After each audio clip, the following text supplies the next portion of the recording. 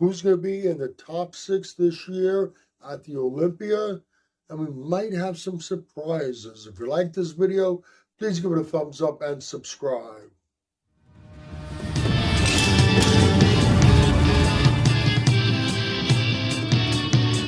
Okay, the Olympia is not too far away. I believe it's about 7 weeks.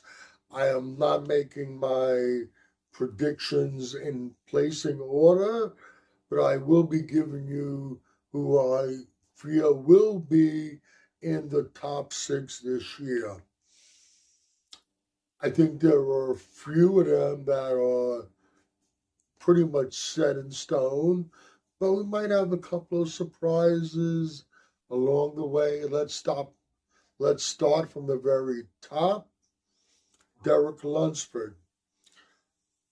I do think Derek Lunsford is not going to have the type of year this year that he is hoping for. Personally, I do not see Derek winning the title again. He's had some issues going on outside the ring. He's had questionable wins. I said it before in a previous video that maybe we should give Derek the moniker The Gift instead of Phil Heath. After all, Derek has been given a number of gifts along the way. Issues with his physique that have been overlooked in the past, I don't think are going to be overlooked anymore. And I do think Derek is going to have a little bit of a rough time. I don't see him leaving Mr. Olympia, but there's no way I see Derek out of the top 6. Hadi Choopan. Well, first he has to get into the country. Things are a little questionable at the moment considering what's going on, but hopefully I think he will ultimately make it into the country. Hadi Choopan placed 2nd last year. We're seeing the biggest Hadi Choopan we've ever seen before. Question whether he's going to be able to bring the conditioning with the added size. A recent pic he put up showing the abs, looks like the conditioning is starting to come in. But whether he brings in the conditioning along with the added size, and still some people also question whether he's fading, whether he's on the downslide right now.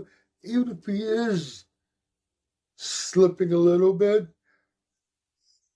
any way you look at it, I cannot see Hadi Choopan out of the top 6.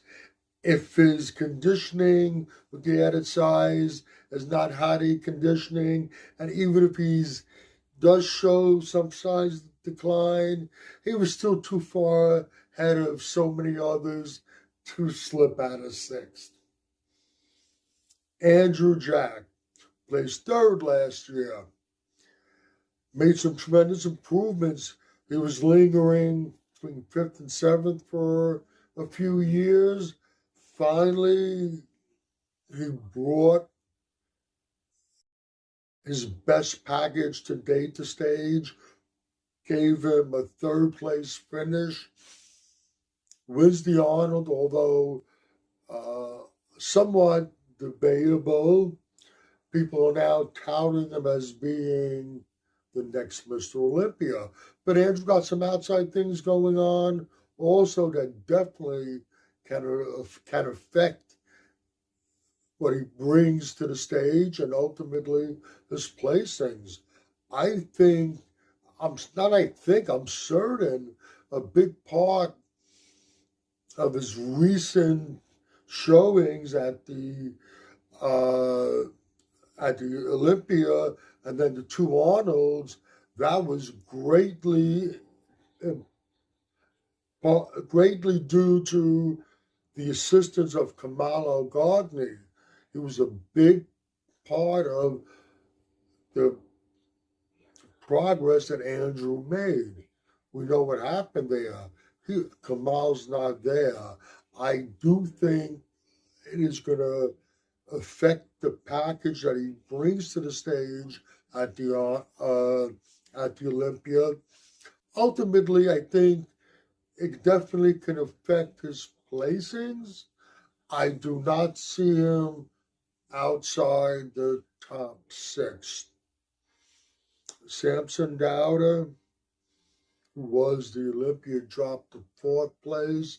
Looks like we're going to see the biggest Samson that we've ever seen before. And we've seen a big Samson before. Not last year's Olympia, but we've seen a big Samson. If he comes onto the stage, 300 pounds, if he can bring the conditioning that he really needs to bring, should be bringing, if he can nail that conditioning at that size, that's going to be a sight to be seen. He's not going to be 280-pound Samson anymore. He's going to be coming in much bigger than he did last Olympia. Whether he's going to actually be able to nail the conditioning, I'm not sure if I want to bet the farm on it. But either way you look at it, I just don't see Samson placing out of the top 6. So now we got 4 people so far. Nick Walker, who happened to place 6th last year.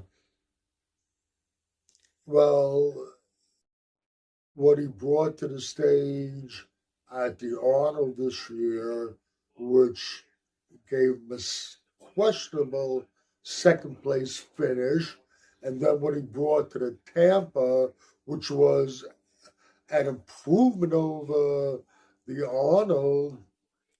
Nothing else tells us that Nick Walker is in the mix for the top placings.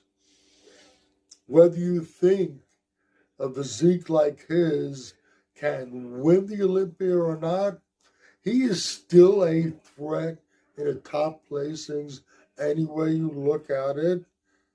And once again, I cannot see Nick placing outside the top 6. Now, I did last year's top placings 1 through 6, but I skipped 5th place, and there was a reason. Martin Fitzwater, I think there's a big question mark with Martin. He has a lot of shit going on. We know he has issues, things.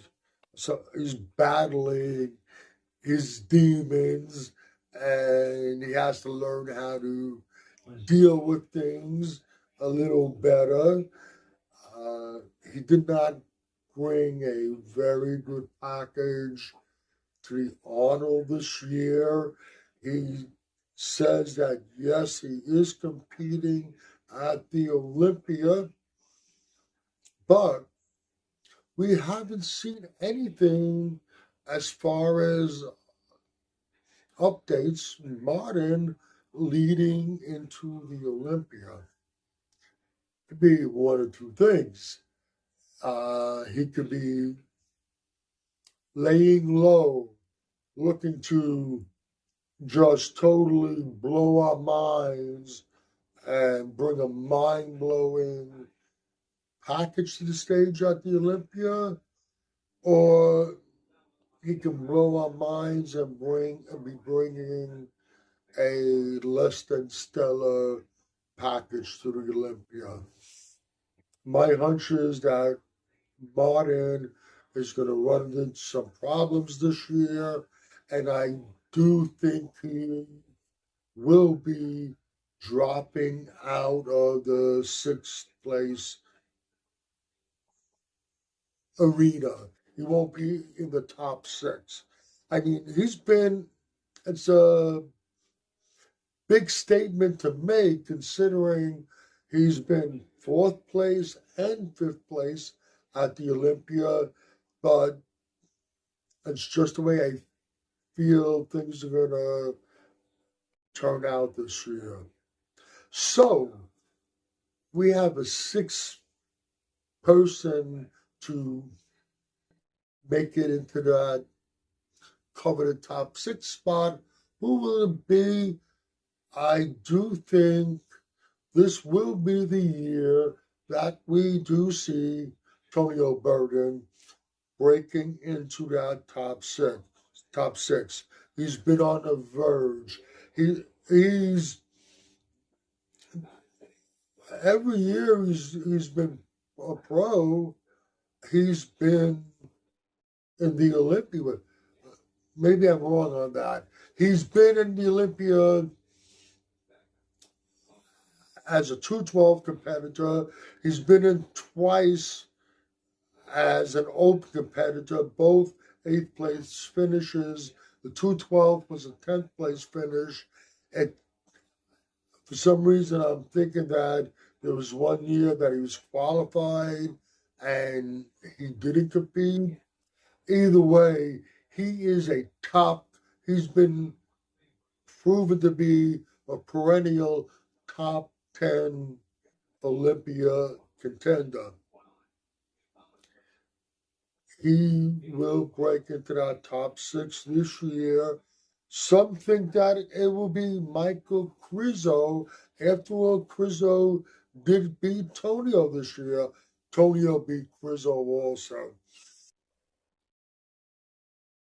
When you compare the two, first off, I think the only reason why Krizo beat Tonio, and Tonio did stated after the Pittsburgh Pro that since he was already qualified and that was a done deal, they tried something a little different going into the Pittsburgh Pro to see if it would work. Didn't work out quite the way he wanted, and he came in second behind Krizo. Krizo, as freaky as he is, he has an issue that's going to hold him back.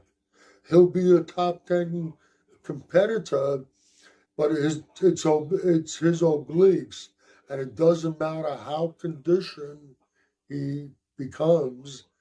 It's not a conditioning issue. It's the muscle itself, the way his muscle is. It's genetic. And I don't think there's much that can be done about it. Just to finish this video off, I do think that we will see in the top 6 this year, once again, Derek Lunsford, Hadi Choopan, Andrew Jack, Samson Dauda, Nick Walker, Antonio Burton, I think will join that group. And I'm just looking forward to this Olympia. And in a couple of weeks, maybe about a week before the Olympia, I will give my predictions with the placings. You can agree or disagree with anything I've said in this video. Either way, let me know in the comment section. This is Michael Diamond. I'd like to thank you for watching Muscle Central.